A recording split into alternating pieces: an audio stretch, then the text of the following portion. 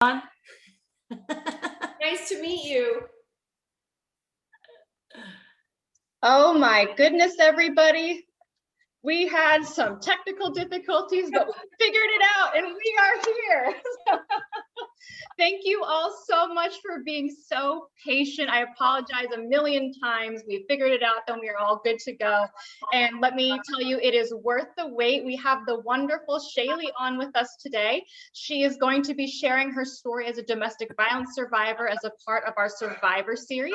And as you all know, we also have Somi Ali here. She's the founder and president of No More Tears, and she's also a survivor herself, and she also has experience working with victims and survivors over the years as a victims advocate and the founder of No More Tears. So enough talking. I know everybody wants to hear from Shaley. So Shaley, wave to everybody. Wave. Hi. All right, so let's get started. So Shaley, with your story, we talked previously, you told me a little bit about it. Tell me a little bit about how everything all began. How did you and your former partner meet? What was the beginning of the relationship like? We met on Instagram, and that was 5 years ago. Mm-hmm. Yeah. And what was the relationship like at first? How would you describe it? It was fun. It was we were both really happy. We had a lot of things in common. Nothing but fun times. We did a lot of things outdoors. Spent a lot of time together. And then you ended up moving in together after a year, right? Yeah, we moved in together after that following year of dating. Yes. All right, so Somi, I know from your experience working with a lot of survivors of domestic violence, there's that sort of beginning where everything's perfect and the love bombing. Can you talk about how that's very common with relationships like this? Absolutely. I want to actually emphasize that abusers are initially very, very charming, and they are witty, and in fact they're so good and so manipulative at what they do that if you were to tell, let's say, your girlfriend or your boyfriend that, you know, my boyfriend or my girlfriend is abusing me, they find it hard to believe because they know that one personality of that individual that is just so charming, so kind, so friendly, so social. So it's very common for the initial period where the abuser is very, very loving, and you know, they're doting on the other person. They're buying them gifts, taking them out, having fun, spending every minute of the day with them, texting them nonstop. But there's always, and that was the case in my incidents also, where there were little red flags here and there. Of course, I was 16 at the time, so it was hard for me to decipher what was going on. But there is always the little red flags here and there, that when we're so initially so in love and so infatuated with a brand new relationship, we tend to miss them. So she's right on point. That happens all the time. And so now, Shaley, with your experience, things started going downhill a little bit. Can you talk about, you know, when you started noticing that the dynamic wasn't what it was at the beginning, like it started to become more abusive? In 2019, she injured herself, and that put a lot of responsibilities on me, financially and at home. I had to take care of her injuries, take her to physical therapy. I had to take care of our dog and her son, and, you know, cook, clean, all those responsibilities that you have in a household. It caused a lot of stress on me, a lot. And you know, at one point I did have communication with her to, you know, let her know that I felt the pressure, and if she could meet me halfway, and if she could work from home at least while she heals. And she refused. In her words were, "Why should I when you're working?" Which I didn't think it was fair. And because you had been with her for some time, you had mentioned that you felt guilty almost asking her, like you felt like you weren't being a good partner. Can you talk a little bit about what was your mindset, you know, trying to manage these feelings? I didn't feel like I was doing good in my part because, you know, she would down talk to me. she manipulated me in a good way, to the point where I felt like I was wrong in the relationship most of the time. And sometimes I would have to apologize, because I would really think like I'm the one that's wrong. And I will apologize, and after apologizing, I would realize like I didn't do anything wrong. Like, I'm doing the best that I can. I don't think I'm doing anything wrong. It's like, how am I doing all these things for you? And then when I say something or speak up about something that's bothering me, somehow I'm in the wrong. Right. And Somi, I saw you nodding your head. I know you have some comments about that kind of like gaslighting. Well, that's the classic case of gaslighting. And I've been through it, and what Shaley's describing is exactly where they're so good at it that they make you feel like you're doing something wrong, and you're in some instance they make you feel like you're abusing them. They're so good. And then you feel like, oh my God, like why did I behave so badly with him? Or why did I do this to her? Why did I do this to him? And then you inevitably, you feel guilty and that guilt leads to apologizing profusely when you have done absolutely nothing wrong. But this is the quintessential example of gaslighting. That's what it is. They're master manipulators, and they know exactly what to do and how to gaslight someone and make them feel bad, and to a level where they will say, you know what, you're unwell and you need to seek therapy. You need to go see a therapist. There's something wrong with you. And like, you're crazy, like you have psychological ailments, and I've been through that. I've been there. I know exactly what that's like. Basically, the fact that you have a problem with me and what I'm doing is reflective of there's a problem with you. Right. I'm not the problem, you're the problem. The problem, right. And Shaley, I see you nodding your head. Yeah, I agree. And unfortunately, the abuse that you had went from verbal abuse to physical abuse. Can you tell us a little bit about, how that escalated and, some of your experiences there? Yeah. The physical abuse started in 2020. It escalated from there when she got better and she went back to work. She completely changed. I don't know what got into her. Anything that I said, she would snap, and she would want to fight. And I had no choice but to defend myself. Someone's gonna come at me, I'm gonna have to defend myself.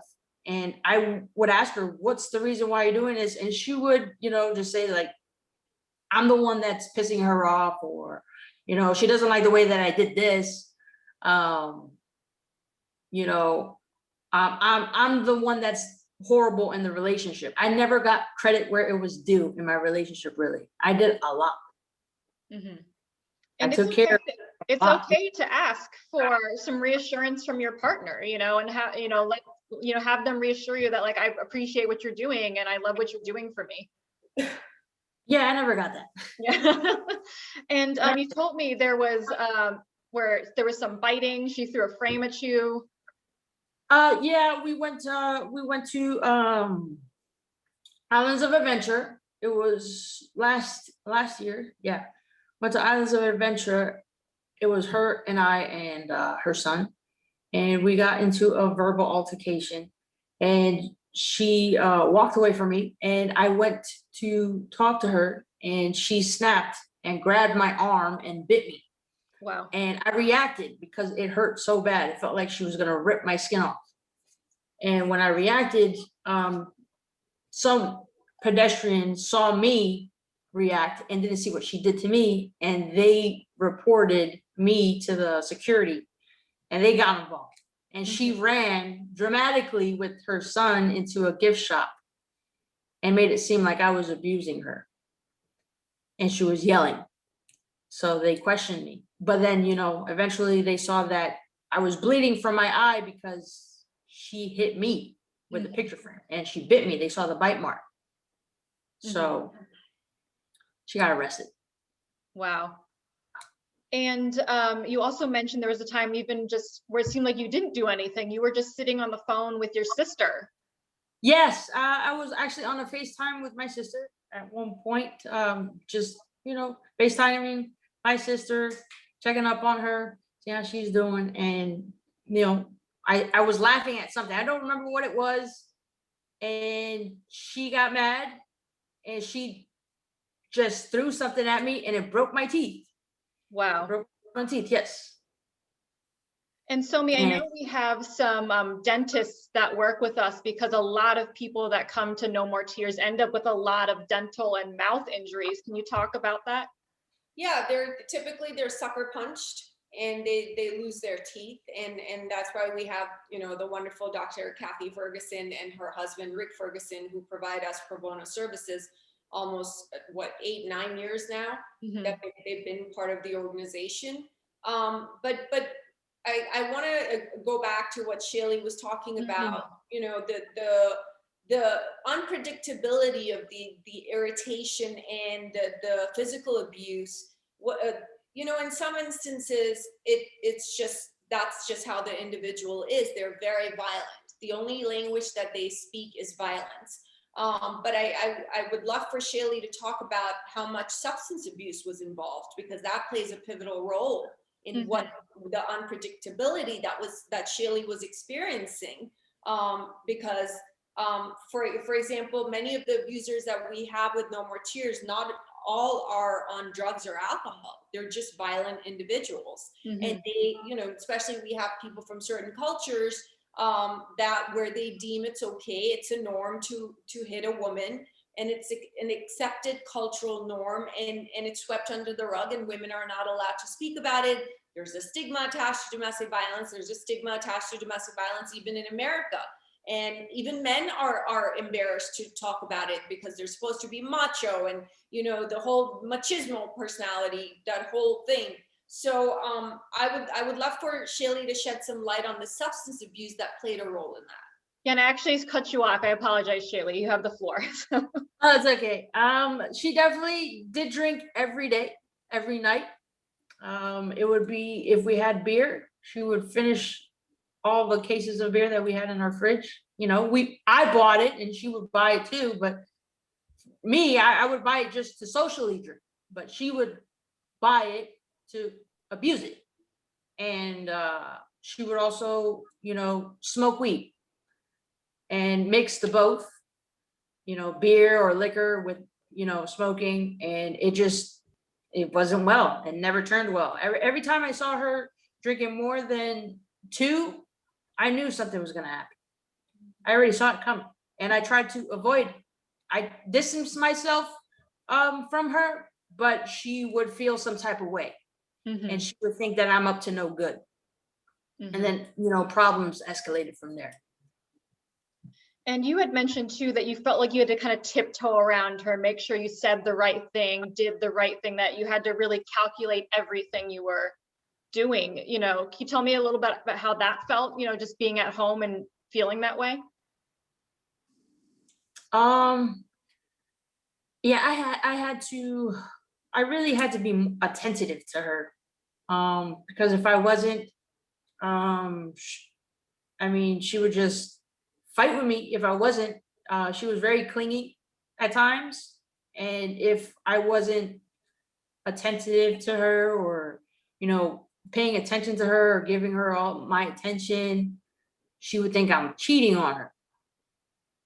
And, you know, arguments would start. And yeah, it just never went well from there. Never did. And so it seems like in a lot of cases with abusers, the accusations that their partner's being unfaithful seems to be a common theme. Why is that? You know, why is it something that seems to come up a lot with abusers? Because they're typically doing that. And in my case, that's what was happening. That, you know, there was a lot of infidelity. Of course, this was 16 to 24. But typically, when the abuser is himself or herself cheating on the person that they're quote unquote in love with, and you know, that the definition of that is trust and loyalty and compatibility and so on and so forth. And this is what Shaley went through, is completely antithetical to what the definition of love is. But typically when an abuser will be accusatory about, you know, you're talking on the phone too much. Who are you talking to? Who's texting you? whose Facebook are you on? Whose Instagram do you keep checking? Who keeps messaging you? What do you know, why are you reading that article? Why are you looking into buying this? It's just small things that show signs of the over possessiveness and also the psyche not being well. This is not someone who's psychologically well. Look, any person that is raising their hand on a man or woman, whether it's a woman hitting you know, either way, any person who's depicting violent behavior is psychologically not well and needs help. So, but in Shaley's case, if there was all the time these accusations, they were not stemming from a good place. She was not genuinely, she was just not a well individual. And we know this because of the heinous crime that Shaley was a victim of. So it's typically, in my experience, I've seen, like, even someone like Pooja, the victim that's under our care, when she found condoms, she was cleaning her husband's car and she found used condoms in a plastic bag with some loose couple of dollars, some change or whatever. And when she confronted her husband, he said that you're the one who's you know, who's a prostitute. You're the one who screws around and you're accusing me of doing that. He was like, she had proof, literal condoms that had sperm in them, used condoms. And he was saying, you're the one who screws around. And you know, Pooja wasn't allowed to leave the house. She had no friends. She was held captive for 10 years. So it's typically when they're doing things like that they will accuse the other person of doing something like that. And Shaley, in the relationship, you know, your former partner's son was a part of the equation, and you were very close with him. I didn't hear anything. I'm sorry, I didn't hear anything because the video froze. Can you hear me now? Yeah. Perfect. All right, so Shaley, I was saying that in your relationship, there was a child involved, and this was a child that you cared about a lot. You were like a second mother to him. How did that kind of complicate things for you in wanting to leave? It put me in I was stuck. I was stuck. It put me in a tough position. It really did, because I love that boy.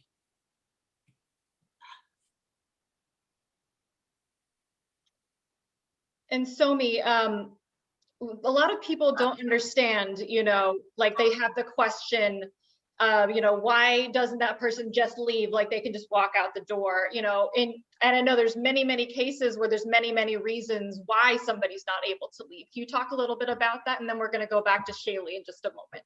Well, that's again the most ignorant question, and I blame all of us, our society, for asking this question, because we have been lazy and we're not educating ourselves. There's so many reasons why a victim can't leave. You know, a lot of them, I know I've had, throughout my years, I've had 5 dogs, and those dogs were like my children. So, you know, if you and your girlfriend, or you or your boyfriend, or your girlfriend and your girlfriend have a dog together, even that in itself is a reason, because you love the dog like it's your own kid. That in itself hinders the ability of a victim to leave, let alone if you have a kid together. That's a whole different, and I totally understand Shaley's sentiment, because she was very attached to the child. And in many instances, this is why domestic violence victims linger on the relationship, and they hope that the person will change. They try to talk to them. They propose, you know, like, maybe you should stop drinking. Maybe you should cut down on your drinking. And I'm sure Shaley has done all of that.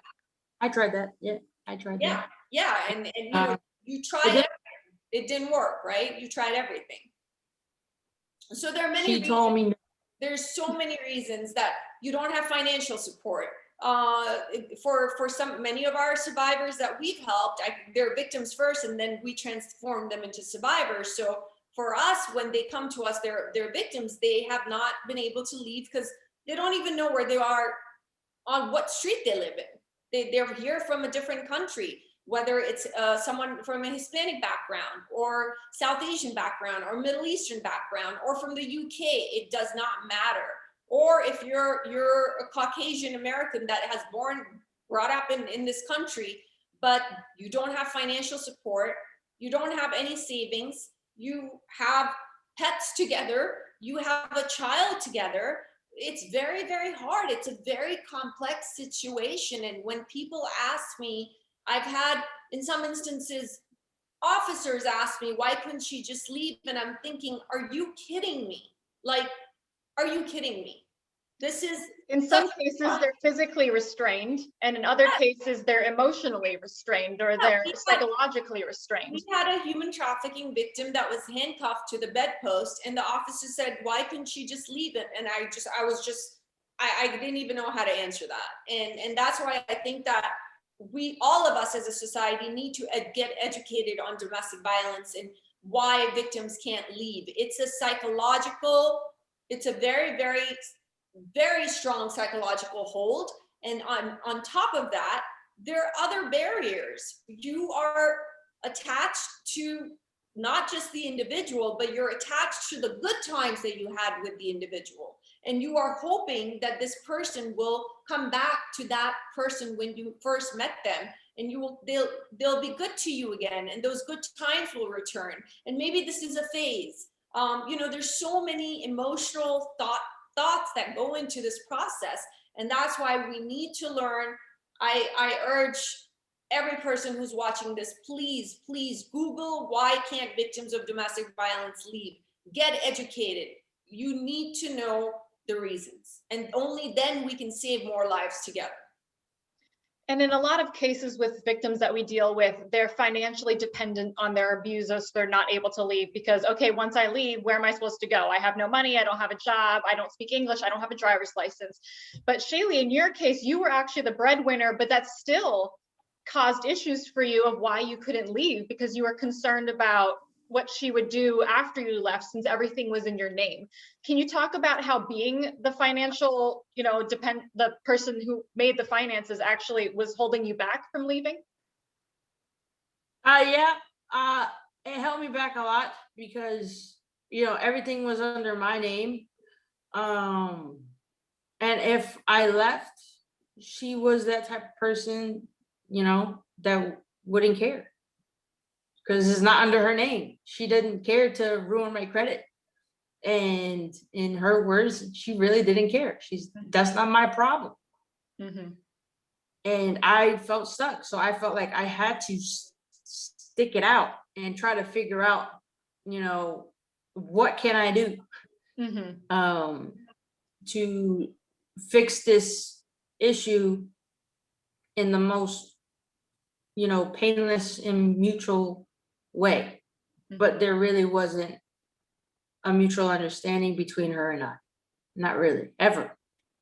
And because a lot of victims say this, I wonder if you felt the same way. If you felt like, I'm not trying hard enough in this relationship, it's because I'm not putting in, or I'm not being a good partner to this person. Were you feeling like that, when things weren't going right? You're free. You froze. I think Shaley froze. No, I think you froze, so you probably just have to repeat the question. Can you hear me now? Yeah. Okay. So I was asking, a lot of survivors say, they felt like they weren't trying hard enough, or it's my fault that things aren't working. If I just did this or that, then things would be better. Were you feeling that way with your relationship? All the time. Even though I'm a strong individual and I know right from wrong, and I know when I'm wrong in a relationship, and when I'm wrong, I will let them know and admit my faults so I can make it better. But with her, she would never, not even budge to admit her wrongs ever, and tell me that it's always my fault. And I would take the blame. I'd be like, okay, it's my fault. Whatever. Because I didn't want no altercation. Because if I kept telling her that she was wrong and she would never admit it, it just escalates from there. Yeah, there's just too many arguments. Right. And then everything came to a head. Unfortunately, there was a specific incident that involved a knife. Can you tell us as much as you can? I know it's still, in litigation right now, you know, a little bit about what happened that day. Yeah, long story short, it just start, you know, normal day, family day, and then you know, we put her son to bed, and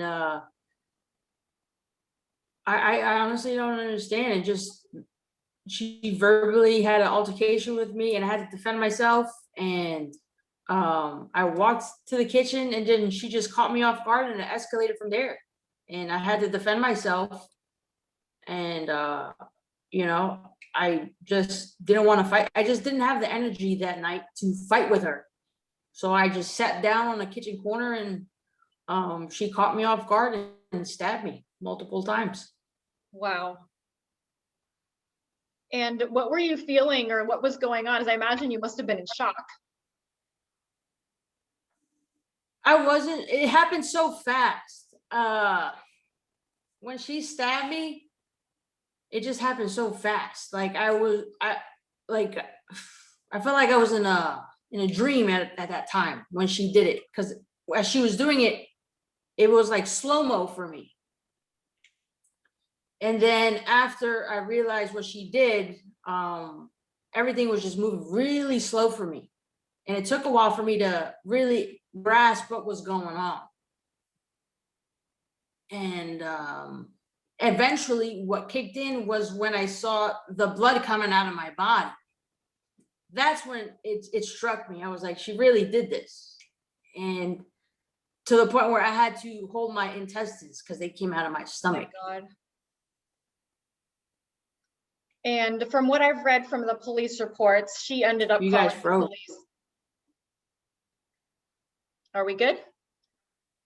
Hello? Can you see us? You guys are frozen. Can you hear us, or can you hear us, or can Yeah, I hear you. Okay. If you can hear us, then let's just keep going, at least Okay. with questions. Yeah. And Somi, that's just awful, but unfortunately, this is not the first time that weapons have been involved in cases. No. I mean, this is our 14th year. I've seen it all. And of course, you know, you did a rescue with me. You and Melissa did a rescue with me where the guy had a gun under his bed, and he had clearly told his wife that if you were to ever try to leave me, I would blow you up, blow your head up, blow up my head, and blow up our son's head. So, you know, these are all common tactics, and they're, you know, many a time these are not just tactics. There are the highest murders occur when a domestic violence victim files a restraining order. The minute that the abuser gets served with an injunction, that's when he or she realizes that they have lost complete control, and they go berserk, and that's when the murders occur. That's the most dangerous time for a victim. So weapons are very common when it comes to domestic violence, and what happened to Shaley is just so horrible, so horrible. I'm so proud of you. I just want to say that, you know, you're like, I salute you. You're my hero. I am so proud of you that you not only have the courage to come here and share your story on this platform and it will help other survivors, I'm hoping, and other victims that are in that predicament right now, but just for you to be able to get up and go to work and function, and just in spite of everything that you've been through, and because of it's still under litigation, there we can't go into details, but it's absolutely horrible what she's gone through. And I really, you're one of my heroes. I have to say that. So coming back to your question, Chris, yes, weapons are a norm. And you were talking about Shaley being a hero, and I'm looking at our Facebook comments right now, and 10 people think you are a hero, Shaley. They're all cheering you on right now. So when you get off of Zoom and we go onto Facebook, you'll definitely have to check that out. There's a lot of kind words here for you. Okay, thanks. So tell me, what was your recovery process like from your injuries? Because it was life-threatening injuries. Yeah, it was life-threatening at that moment. It really put me in a choice of life or death. And it was so painful that I wanted to die, but I chose not to. So I fought through that excruciating pain and I made it, but the outcome was, it was a long road to recovery because I had intense surgery. I was in the hospital for a week. And I couldn't eat. I couldn't even walk. I couldn't walk. I needed assistance when I got out of the hospital to walk. I needed 2 people to hold me.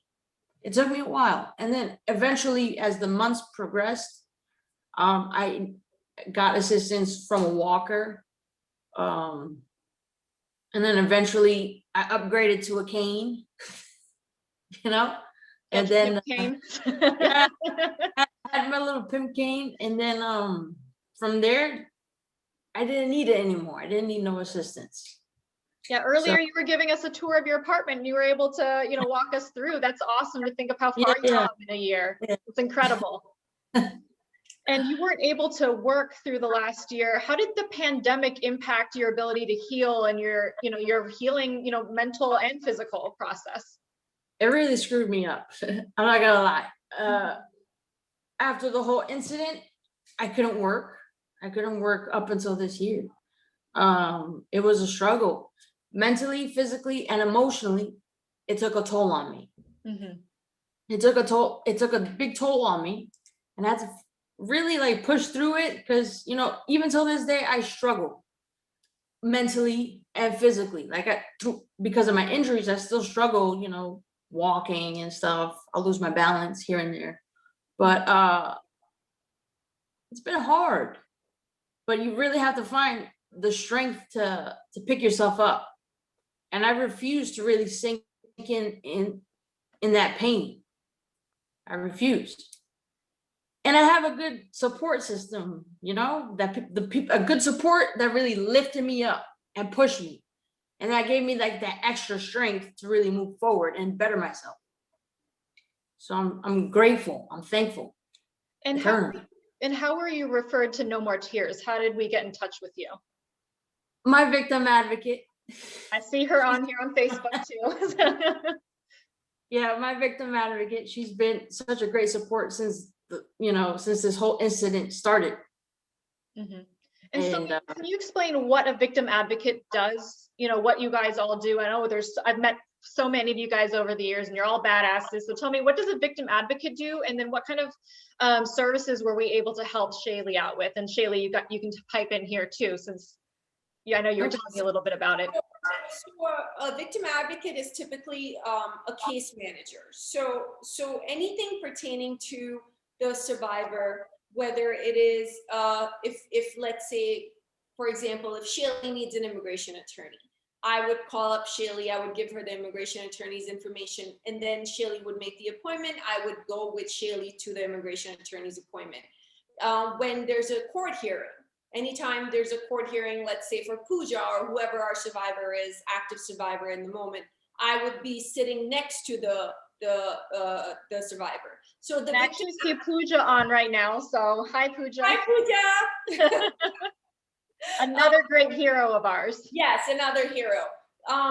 So a victim advocate, according to the statute, we cannot be precluded from being next to a survivor during a hearing, or what our typical role is to kind of be a mentor, a life coach, get them from point A to point B, and you know, like this quickly, like provide them a barrage of services from, okay, let's say if Shaley didn't have a restraining order, I would accompany her to court, help her fill out the restraining order. If she didn't have groceries, I would take her to get groceries. What we did for Shaley is she was behind on rent a couple of months, so we paid for that. Understandably, yeah. Yeah, and she needed to pay her FPNL bill. We helped her with that. I gave her Sarah, wonderful, you know, Sarah Bartley, her number, and so she can initiate therapy with Sarah. And then I just gave her a $100 Lyft gift card so she can, she can't drive obviously right now, so we'll help her Due to get the to injuries, work. right? Right. So, you know, we provide every service under the sun. We had a victim recently who needed a mechanic. You know, we even have a mechanic. There's nothing that No More Tears doesn't do. We have driving lessons, OBGYN, eye doctor. I mean, I call us the target of services. We're like the department store of services. We provide every service under the sun. And we take great pride in the fact that we don't have any waiting lists. When Hilda, who I can't wait to meet because Shaley, I've only conversed with her through emails, and you speak so highly of her. Hilda, I'm looking forward to meeting you at some point because you seem like an amazing, amazing victim advocate. So, you know, when Hilda told me about Shaley, we didn't have a waiting list. I was there on, I think it was on a Saturday that we met. Yeah. That I went and saw her and gave her all the rent checks and all the money and everything. So that's what I really take pride in our organization, is that we don't put anyone on a waiting list, and we provide immediate assistance. And we're not only just, okay, we've given you your checks, goodbye. No, like, we're gonna follow up with Shaley. We're gonna be in touch with her. In June, we're gonna help her move. And, you know, we assess the survivors. If they, for example, another survivor, I'm not going to take her name, but she just graduated from nail technician school. She just got her driver's license. She, you know, studying for her written permit test. She was abused for 10 years. She wasn't allowed to go to school just for English classes, wasn't allowed to learn how to drive. She wanted to go to nail school, wasn't allowed to do all of that. So we have this thing where if they come up with half the payment, we cover up the half for a car. So the car was $2,500, so we paid $1,250. In 4 months, after 10 years of few dreams, we were able to have this victim, who's now a survivor, obtain and achieve those dreams in 4 months. Is mind-blowing to me. It's just, and it's not because of it's not because of us, it's because of the donors, it's because of the supporters. They make this happen. So outside of the survivors, the donors are the real heroes. And speaking of donors, I'm really glad that you shared the services we provide, because I wanted people to understand where their money goes to.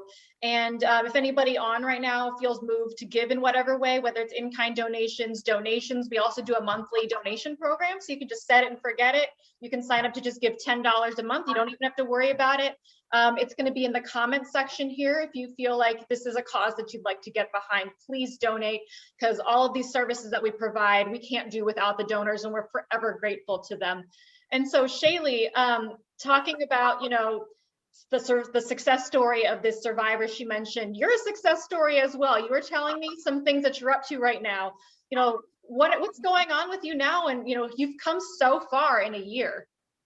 Yeah, last year I was really struggling really hard. I mean, for everybody with the whole pandemic and everything, but, you know, on top of this whole pandemic, I had to recover from this situation. So it's like a double whammy. You know, it hit me hard. And, you know, I honestly, you know, I had my savings money and I ran through it last year, and that really like hurt me. You know, and because, you know, that's hard work that you know, that you save. And, you know, good thing I had savings money, but at one point, you know, you run dry, the well runs dry, and then like you need help. And I'm so thankful for you guys and my victim advocate. Like, you know, without your help, I'd be lost. I'd be lost. You know, and it's just the extra, you know, boost to really move forward and help yourself and build up all over again. Well, we're not done with you yet. Don't worry. Yeah, we're in this for life. Yeah, the way I tell people is you can't expect somebody to start from 0 by themselves and have them go to 100. You know, sometimes you just need some help, and we provide that. We don't do things for people. We give them the tools so they can do it themselves. And the goal is that they don't need our assistance anymore, that they can just come hang out. And we have a lot of, you know, survivors that end up actually, you know, paying it forward and volunteering with us and helping us out. Pooja donated what, 3 times? Whatever little money she had, she would give it to another survivor. And I think that's such a beautiful thing that you're barely on your own feet, but she, with the goodness of her heart, the little money that she had, that her sister sent all the way from India for her, she said, here, I want to donate this to this specific survivor. I won't take her name, but she was a new survivor.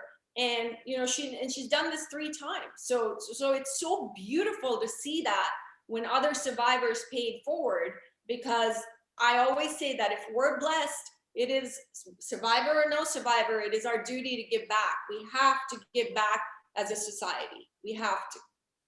And I was saying this earlier, 1 in 3 women will probably experience domestic violence in their lifetime. So when we're in a group setting, I always tell people, if you look to the left and you look to the right, you or one of those 2 people have experienced domestic violence. And 1 in 7 men. And 1 in 7 men.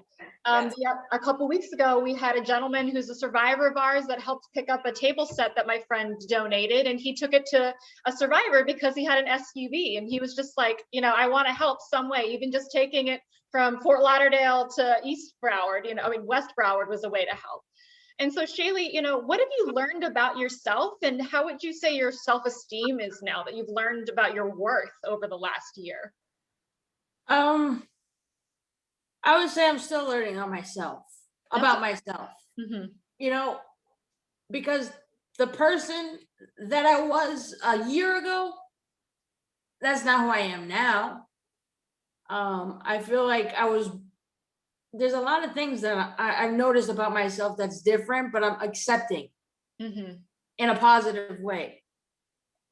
You know, I got to work on myself mentally still from the trauma, and emotionally and physically, you know, but at the end of the day, I'm learning how to love myself again, because that's the most important. And also learning that it's okay to put yourself first sometimes. It's okay to expect better and have people treat you better. Oh yeah, like you know, this year really last year was a mind opener, but this year I'm really focusing on myself. And I don't care if people call me selfish. I come first. Nobody else is gonna come before me ever again, ever. Never. I refuse. Because if you put somebody else, you're gonna lose yourself completely. And then that's when you become vulnerable and you become, you know, controlled. And I refuse. So I don't even have the words to hear about how far you've come in the last year. You were just at the bottom, you know, and you were like, no, I am a survivor and I'm going to get through this. And you have, and now you said you have some goals for yourself as well moving forward. Yeah. This year I'm back to work now. I'm working. I'm so thankful for that, you know, trying to get back on my feet. And also I enrolled in school, and my major is criminal justice. It's always been a goal of mine, and it's always been an interest, you know, so I'm just focused on finishing that. It's most important. And especially being in this experience, it really opened my eyes more and, you know, pushed me further into this field. And now you're an advocate. You're an advocate for victims of domestic violence. Yes. This was your initiation period, being on Facebook Live and sharing your story. And definitely helping others, for sure. I love that. There's other people that don't have a voice, and I feel like I have a voice. I'm not scared. I'm very fearless. So I'm open to sharing my experience and my story to help others. That's amazing.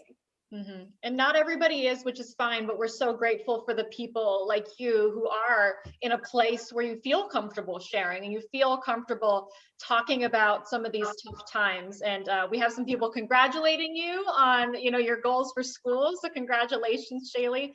Man, you've got to see these comments when we're done.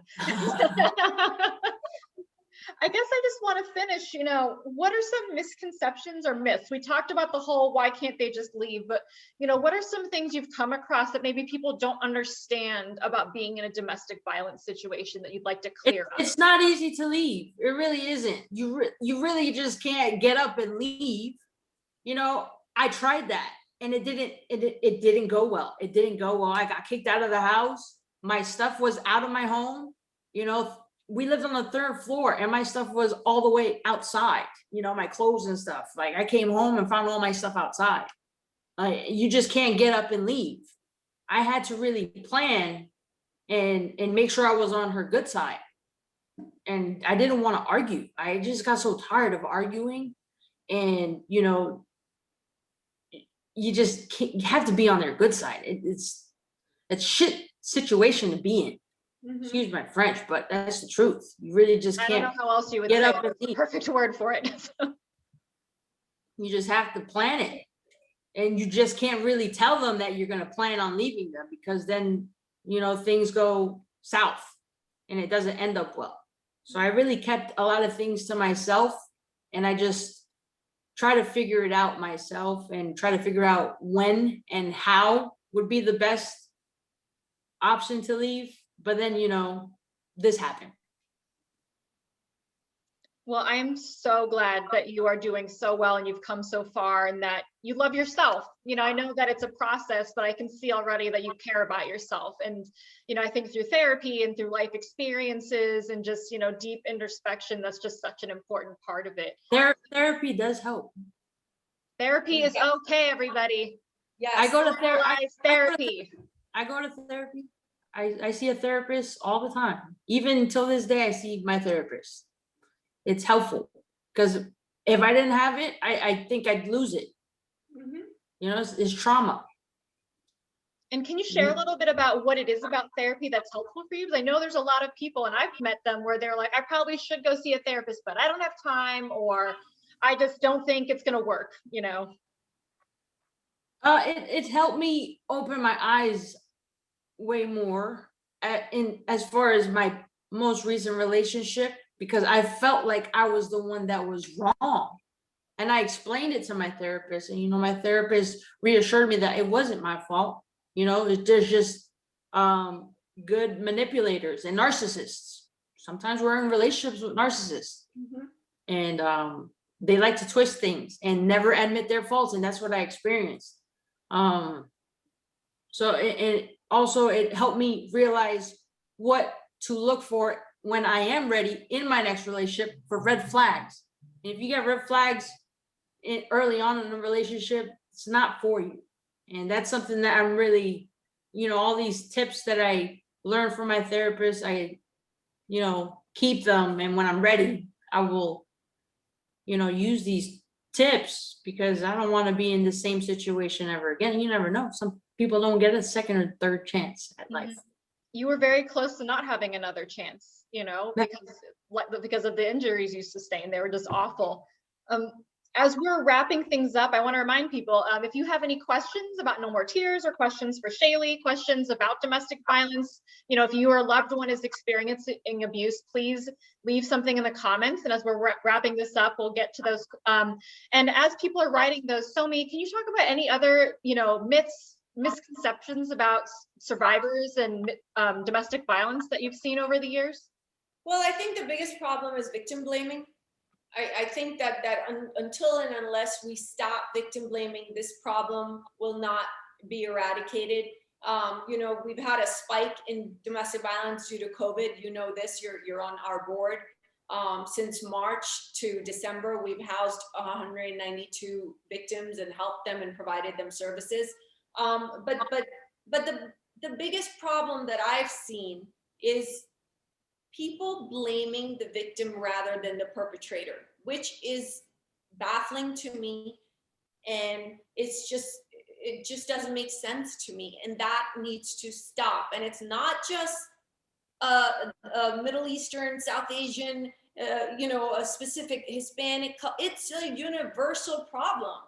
There's always victim blaming. It's easier to get money for abused cats and dogs. And don't get me wrong, I love cats and dogs, more dogs than cats, but it's easier to get money for abused cats and dogs than for abused women, men, and children, because there's so much victim blaming. And we need to stop that. We need to get educated and understand why they can't leave. There's so many elements to it, and I don't want to keep repeating myself, but some of them are undocumented. They've given birth to kids in the United States. The abuser tells them, you're going to lose your children. I'm going to get you deported. If you call the cops are going to ask you about your immigration, which is not true. The cops are not going to ask you about your immigration on a domestic disturbance call. So there's so many reasons, but the number one problem is the mindset of blaming the victim. Until and unless we stop that. Also, I want to see more public service announcements about domestic violence. Human trafficking is a very big problem. It's a very sexy topic, yes. It's the largest growing criminal enterprise, bringing in more than 150 billion a year, yes. But I want to see public service announcements on TV about domestic violence. What happened with the NFL, the No More campaign? It fizzled out. What happened? It was like a teaser. It just went away. Nothing happened. There's still basketball players beating up their girlfriends and their wives. There's still people not in just sports, but universally beating up each other.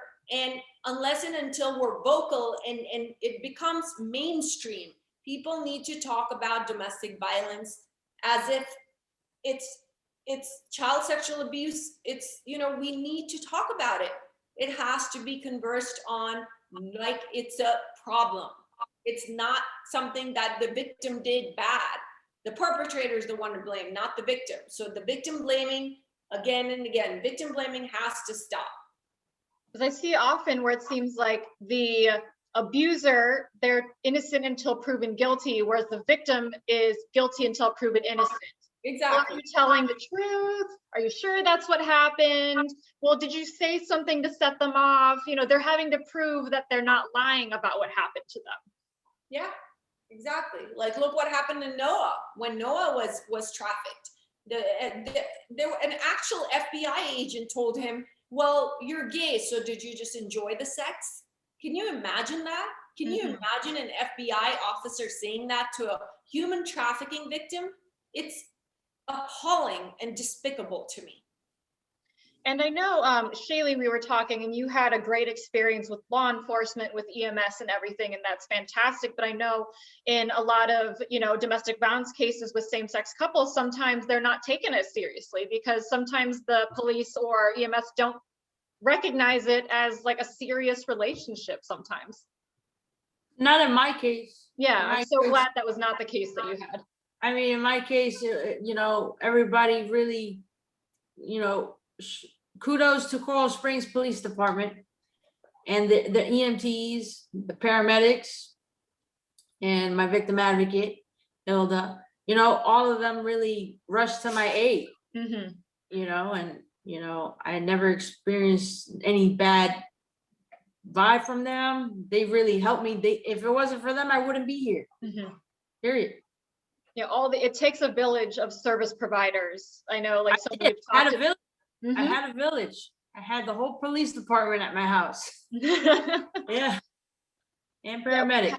Yeah, with police, doctors, dentists, therapists, mechanics, lawyers, it takes everybody to help out. So if there's anybody here that's also listening and you're a professional in some way, you want to donate your time or provide it at a discounted rate, we're always looking for more attorneys, therapists. We're looking for a female OBGYN to take on some of our cases. So we're always looking for more people to volunteer their time or give us discounted services.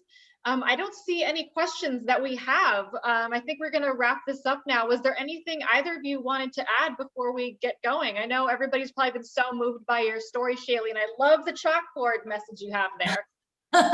Thank you. Keeps me going. Yeah. Positive mind, positive thinking, positive things happen. I just want to say one more time that please go to nomoretearsusa.org, become a monthly donor. No one at No More Tears takes a salary, including myself. We all volunteer our time.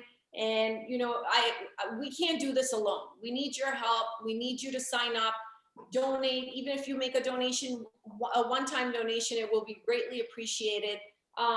This is not a problem that we can eradicate in our lifetimes. I know that. But at least we can help people like Shaley. At least we can help people like Pooja. and so on and so forth. At least we can get them out of those horrible situations and give them a bright future. Remember, we don't just get them out. We make sure that they become emotionally and financially independent. They have careers. We've had lawyers, paralegals, teachers, PhD. Our first victim got a PhD in pharmacy. We've had amazing victim advocates.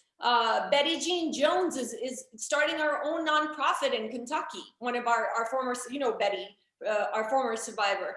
I mean, it's just phenomenal that how much we're able to do and help when it comes to transforming lives. We can't do it without your donations and your support. So please, I urge anyone who's watching this to please make a donation.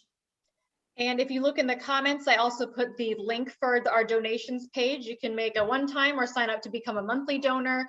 On that webpage, you can also find our contact information. So if you or somebody that you care about is in an abusive relationship or situation and needs help, you can call our crisis line. We can also receive emails, whichever way is safest for you. So Somi, thank you so much for providing your expertise. And Shaley, thank you so much for sharing your story and just being an all-around awesome person. I've loved getting to know you this week, and I look forward to talking to you soon again and more success stories coming your way.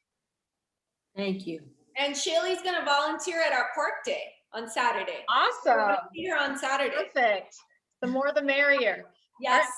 All right, well, everybody, thank you so much for tuning in. And next month, we'll have another survivor story. So stay tuned for all the information for that upcoming conversation. And everybody, have a safe rest of your week, a great weekend, and we will see you next time. Bye-bye. Thank you.